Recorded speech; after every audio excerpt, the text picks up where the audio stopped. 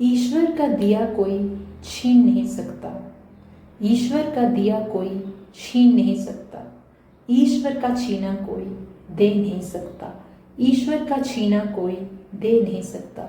खराब परिस्थिति से ऊपर उठकर, खराब परिस्थिति से ऊपर उठ निरंतर आगे बढ़ना ही जीवन का सार है। कहने का मतलब यह है कि यदि ईश्वर ने आपको कुछ दिया है तो इंसान चाहे लाखों कोशिश कर ले, वो आपसे कभी नहीं छीन सकता। ईश्वर के दिए हुए को कोई भी हमसे कभी नहीं छीन सकता।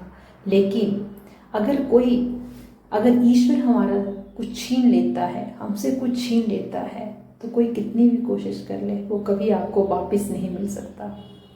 खराब परिस्थिति से ऊपर उठकर, परिस्थितियां चाहे कैसे भी हो, कितनी भी खराब हो, कितनी भी हमारे अगेंस्ट हो, लेकिन उनसे ऊपर उठकर आगे बढ़ना ही जीवन का सार है। यही जिंदगी है। हर परिस्थिति से ऊपर उठकर बढ़ना ही चाहिए। खामोशी बहुत कुछ कहती है, खामोशी बहुत कुछ कहती है।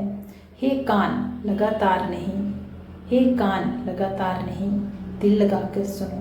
कहने का मतलब यह है कि जो इंसान खामोश होता है वो खामोश रहकर भी बहुत कुछ बोल देता है, लेकिन उसे सुनने के लिए कान की ज़रूरत नहीं पड़ती है, उसे सुनने के लिए दिल लगाना पड़ेगा।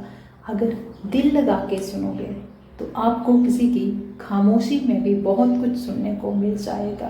कहते हैं कि कभी कभी जीवन में खामोश रहना ही अच्छा होता है। जो बातें हम बोलकर, बहुत ज़्यादा बोलकर किसी तक नहीं पहुंचा सकते, कभी कभी हमारी खामोशी वो सब दूसरों को तक बहुत आसानी से पहुंचा देती है। इसलिए कहा गया है कि खामोशी बहुत कुछ कहती है, हे कान नहीं। खामोशी बहुत कुछ कहती है, कान नहीं। दिल लगाकर सुनो तो जरूर सुनाई देगी।